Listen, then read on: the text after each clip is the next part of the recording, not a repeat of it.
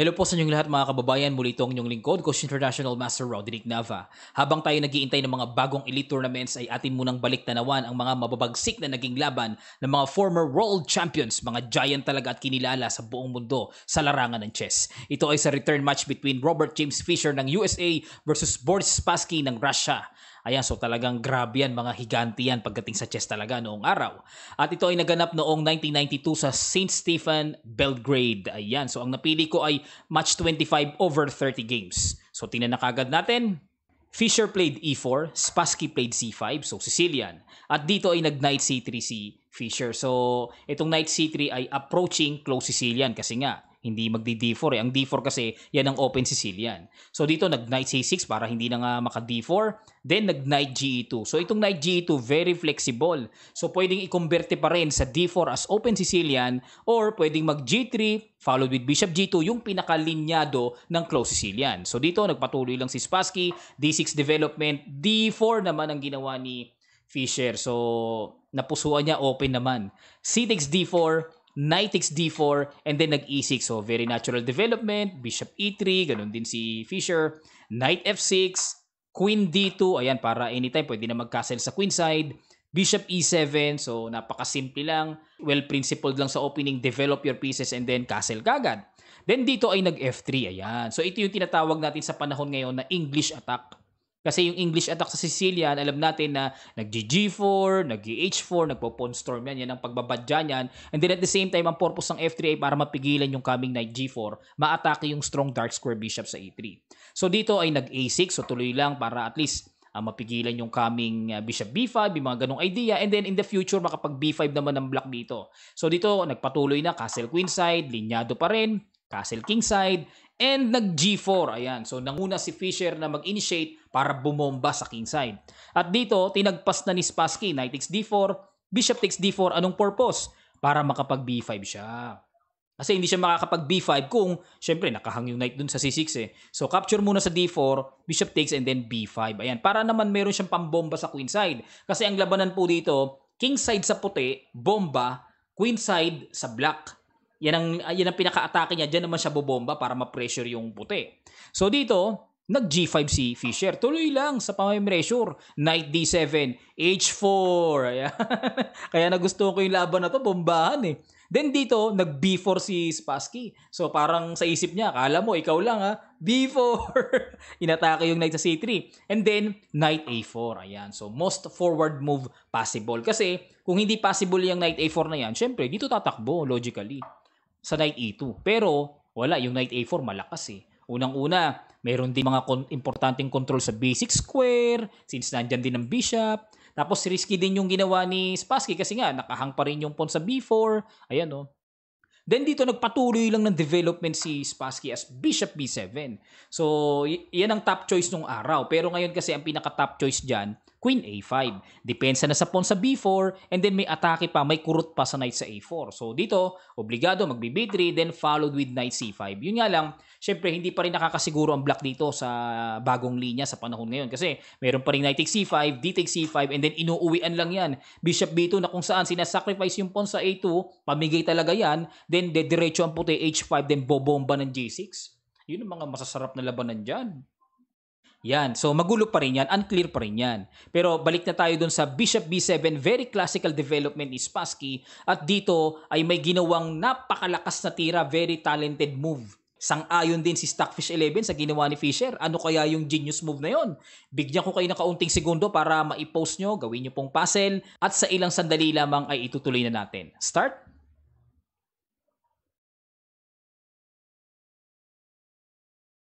Maraming salamat. Ang genius move ay Knight B6. Grabe. May pasok na pala dyan sa B6 na yan. Malupites! At dito, inignore lang, pihikan. Rook B8 lang si Spassky. Bakit? So, liwanagin natin. Ngayon, pag kinapture kasi ito, Knight takes B6, meron kasing Queen takes B4. Ayan o. May threat din sa Knight sa B6. Tapos, napingasan na ng pawn, mababawi pa yung sacrifice Knight sa B6. Pag umalis naman yung knight, tagos hanggang doon sa bishop sa B7 ng threat. So, mababawi yung sinacrifice knight sa madaling sabi. So, napakaganda. So, kaya pag knight b6 ni Fischer, nag-rook b8 lang si Spassky, iniwasan. Then, nag-knight takes d7, syempre, nandiyan na yan, kailangan mag-react na. Queen takes d7, and then nag-king b1. Ayan, kung mapapansin nyo, parang castle king side na rin ang epekto niyan kasi nabaliktad lang. Imbis na nandito yung king sa G1, nasa B1. Yan ang pinagkaiba lang. So may tanong tayo dito. Bakit hindi kinapture yung pawn sa B4? Para sa ating mga beginners sa tagapanood. Meron kasing hataw ng bishop takes E4. Magkakaroon ng discovered attack. So, ingatan natin yun ha. Hindi capture ng capture. Pag may libre, capture ka agad. Naku, dili ka James yan. So, king B1 lang ang ginawa ni Fischer at dito ay nag-queen C7. Ayan. So dito nag-iisip naman si Spassky na ano kaya yung pinaka-the best niyang magagawa para mabilis on time ang kanyang counterplay. Otherwise, wala na, nagbabadya na, bobomba na nga eh. So dito nag-bishop D3. Ayan. Lahat paturo doon, no? Nakaturo lahat sa king side. Nako, masamang pagbabadya yan. At dito ay nag-bishop C8. Ayan. So ito yung passive move na ginawa ni Spassky kasi nga, 'di ba, meron tayong kasabihan, walang atrasan, dapat sugod lang. So mas maganda raw sana na ginawa bishop C6. Ayan. So pa-capture yung pawn sa A6, baka mamaya matakawan na naman tayo. Magro-rook A8 lang mamaya yan. Helping yan sa black. Magkakaroon ng atake sa A5 lang black dyan. Okay, yan lang daw ang the best. Most forward move. And then mamaya, ilagay yung Tori doon. Tapos A5, A4, B3. Yan talaga karera niyan eh. So, bishop C6 lang daw ang mas maganda according to a very solid computer engine. So, dito, nag-bishop C8. Tingnan nyo yung pinagkaiba ha. Then dito, H5. Tuloy lang sa pambabomba si Fischer. Then, nag-E5 na para at least masara naman yung yung malakas na dark square bishop. Bishop E3, yun pala ang purpose ni Spassky para i-maneuver yung kanyang bishop dito naman para nakaturo din naman. So, may idea din kahit pa paano. Yun nga lang, ilang tempo yun eh. 1, 2, di ba? 2 tempos pa rin yun. So, dito, tuloy lang, rook DG1. Talagang nakahanda, no? Tara, dag! parang woo! GG6 na. At dito ay nag-A5. So, nakikipagkarera din naman si Spassky nga lang. Parang, medyo mabagal eh. Nauna na kagad dito si Fischer. Ano kaya dito yung malakas at genius move na naman na binitawan ni Fischer? Bigyan ko kayo ng kaunting segundo para makapag-isip kayo at sa ilang sandali lamang ay tutuloy na kaagad natin. Start! Maraming salamat! Bug! G6! Grabe yung pasabog Malupites talaga to si Fischer. So, nauna na siya. Nandiyan, nakaporma na yun. Kailangan naman magpa-picture lang yung mga pawns dyan. Kailangan may mangyari dyan. G6! So, dito, syempre, medyo walang magawa dito si Spassky kung pagsasacrificean talaga siya dyan pagka pamali-mali yung gagawin niya. So, dito nag-bishop F6 para naman makatulong sa depensa sa G7 just in case na mabuksan yung G-file. Naku, grabe. At least, kahit pa paano, supportado na niya. Pero may tanong tayo. Pagliliwanag lang para sa mga beginners, intermediate nating tagapanood. Sa mga advanced players, alam ko nararamdaman na nila to eh. Kasi dito pag nag-react, like for example, mag-react F takes G6, nag-react, H takes G6. Ang tanong, anong gagawin dyan? Ayan bukas na yung H file. Halimbawa, kinapture. Pagpalagay natin capture para talagang makita. May rook takes G6. Imagine niyo naman yan. Nakabukas na yung G file, nakabukas pa yung H file. Grabe, parang puti na lang ang naglalaro dyan. Pagka ganyan na nangyari. Ang lupit niya, no? Papatong na lang yan dito, Queen H2 o kaya Queen G2. Nakakatakot. Busagsag na atake yan. So, halimbawa, mag-bishop F7, paalisin. Boo! Grabe. King takes G7. Bishop H6. Naku po, bye-bye. Pamati na yan, pamati na. Halimbawa, mag-King G8 o Queen G2. Bye-bye! Mati sa G7. Pag nag-King H8, yun Machas! Balik natin, Para makita niyo yung mga konsekwensya. Halimbawa naman, tumakbo sa F6. May ganun pa rin. Queen G pip. Check. King E6. Queen F pip. Machas. Machas pa rin. Okay, balik natin. Maganda yung nalalaman natin kung ano yung konsekwensya ng mga mangyayari. Bakit? Hindi dapat mag-react dyan sa G6 na yan. Kasi may mga ganyan nga isa pa, magbigay pa ako ng example sa inyo. Kinapture, halimbawa, mag-H6 para ang dahilan ng black, di sarado na, naka-close na, wala, hindi pa rin naka-close yan. Bishop takes. May mga ganyang sacrifice. Pupunitin nga GH6, di ba? Then Queen takes H6. Nako, paano mo ngayon didepensahan yung coming mate? O, di ba? Pagpalagay na mag-bishop F6 para walang Queen H8 matchas and then wala ring Queen H7 matchas kasi nga kontrolado. Eh, paano naman to? Bug! Meron G7. Ito na ngayon ang kasunod. Pag kinapture, bye-bye! Oh, Queen H7 check. King F7, Rook takes G7. Nako po. Oh, wala na. Puto. Fatal. Wala na yan. Bugbog. So, kaya pag G6, nag-bishop F6 na lang si Spassky para magpakabait lang muna. Preno lang muna. Then, mamaya na siya bobomba as A4. Then, B3. Yan ang ibig sabihin yan. Pero dito, hindi pa rin naawa si Fischer. Nakita niya or natumbukan pa rin niya ang mabilis na atake. G takes H7. Check! So, nag-king H8 lang. So, ginawa niyang umbrella or payong yung H7. Alam ko po na talakay ko na yan sa mga ibang video analysis natin na patungkol sa umbrella. Ginagawa kasing payong yan eh. Ano ba ang mangyayari kung capturein yan po na yan? O, G takes H7. Meron kasing Bishop G5. Yan. Huwag yung H6 ha. Baka mamaya matakawan kayo, masobrahan kayo ng atake. Yan, pag H6, wala na. Mag-G6, sarado na yan. Wala na. Wala nang problema block dyan. Close na. So, wag muna mag-H6. Bishop G5 ang tira. So, ano idea? Like for example, mag-Queen E7 and then F4. Yan. Panatilihin lang na may pagbabadyang mabuksan palagi ang posisyon para maganda laban. Okay, balik na tayo dito. Pag GH7, nag-King H8 si Spassky, ginawang payong, nagpatuloy pa rin ng Bishop G5. Genius move pa rin. So, dito, nag-Queen E7. So, again, ano ba mangyayari kung tikman or i-accept ang Bishop G5? Meron kasing Queen takes G5. Ang bilis niya, no? Oh. Halimbawa, mag F6, mayroong Queen G6. Yan ang malupites niyan. Followed with H6. Naku po, grabe. Ang lakas niyan, ang tulin niyan. Iindahin talaga ng block yan. So, pagpalagay natin, mag Queen F7, H6. O, di na-simplify yung Queen. Okay lang. Andyan na nga yan eh. GH6 and then Rook H takes H6. So, ayan o. Kakapturein naman yung pawn sa F6. So, ganun naman po ang labanan eh. Ang focus mo, mating attack. Nawala na yung lamang mo doon, na-convert naman sa iba, okay lang. Importante, advantage pa rin. Ang importante, maipanalo pa rin. Hindi mo nga namate, panalo ka pa rin sa huli. Ayun ang importante. Okay, balik tayo dito. Pag Bishop G5, nag-Queen E7 dito si Spassky, then nag-Rook G3. Ayan, hinay-hinay lang. Huwag ka capture doon kasi helping sa block yan. Queen takes F6 lang, ayos na. So, Rook G3 lang para may preparasyon naman, mag-pile up sa G file. Ayan, then dito ay nag-Bishop takes G5, Rook takes G5, nag-Queen F6, then Rook HG1. Ayan na oh.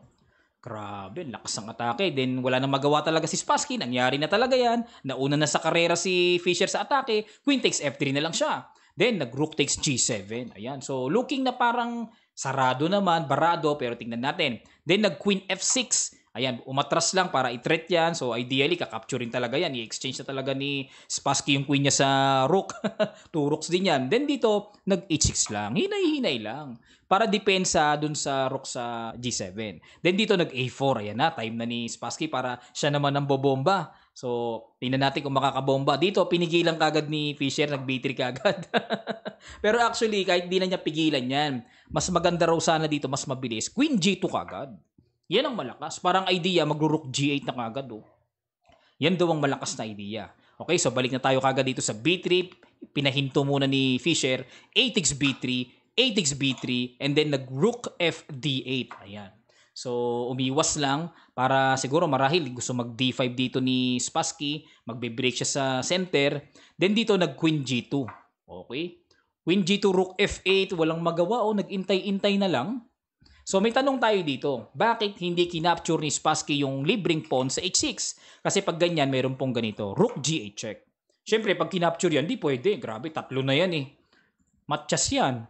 Dito talaga pinaka-pwersado niyan. King takes H7. Then, babalik uli. Rook G7, check. Obligado, King H8. And then, may malakas sa tirang gagawin. Simple lang, Queen G5. Ang lakas. Grabe. Ang lupit. Ano idea? Pag Queen takes G5 o di Rook 7 takes G5, paano pipigilan yung Rook H5 matchas? Paano pipigilan yung Rook H1 matchas? May mga ganong idea. Pero mas mabilis yung Rook H5. Ayan. So wala nang pamigil. Mamamatchas talaga. So ngayon, kung hindi naman capturein yung Queen sa G5, halimbawa, i-maintain lang sa H file, mag Queen H3, di may ganon. Rook H7, wala na. So ano idea? Pag King takes, then may Queen G7 mate. Okay? Matchas. Kapag naman kinapture ng queen, queen takes h7, may queen f6. So, queen g7 na lang pangharang, then queen takes g7, matchas pa rin. Okay, so yan po para maliwanag sa atin.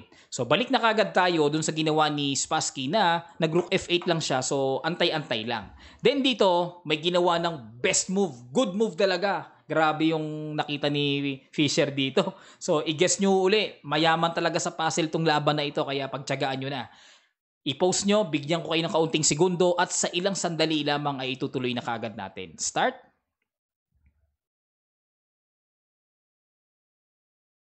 Maraming salamat. Ang malakas na ibinato ay Rook G8. Siyempre, hindi pwedeng capturein basically, di ba? Mamamatchas ang king dyan. Persadong king takes h7. Then, another good move. Dapat makita tong pattern na to. Rook G7, balik lang pala. Then, king h8, persado, di ba? Hindi pwedeng capturein yung h6. Isang rook h1 lang yan, wala na. So dito, merong last shot na ibinato si Fischer na talagang naparesign na si Spassky. Marami na tayong puzzle eh. Itira ko na lang. h7. Ang lupit oh. May rook g8 coming. Na kapag nag-king takes h7, may rook h1. Yun ang pinagkaiba ng pinakapture yung isa para wala nang takip sa h-file. Ganun pa rin ang konsepto. Uulitin lang niya yung rook g8. Pag king takes h7, wala nang harang. Kasi kanina may double pawn dito kung inyong may imagine, di ba? Yan. So dito, nag-resign na after h7. Ang ganda ng laban. So ang ganda ng ginawa ni Fischer. Ang lupit. Genius talaga. Talagang tinignan ko na rin, kinumpara ko rin sa Stockfish 11. Talagang sang-ayon si Stockfish sa tirada niya eh. Galing, ang galing talaga ni Fischer. Napaka-creative niya sa atake talaga. Patay ka talaga, magbigay ka ng isang butas, tapos ka. Okay, so maraming salamat po. Sana natuto kayo sa game na ito, na-entertain kayo at na-enjoy. At kung kayo ay natuto, please like and share the video. At sa mga hindi pa nakakapag-subscribe, subscribe na kayo at click nyo notification bell na all para lahat ng ating mga bagong videos ay ma-update ka agad-agad kayo. Salamat po sa inyong patuloy na pagsuporta at pagsubaybay sa ating YouTube Chess Channel at sa ating Facebook page na RNT Music and Chess. Muli ito ang inyong lingkod, Coach International Master Roderick Nava. God willing ay magkita-kita pa tayo sa mga susunod pang videos.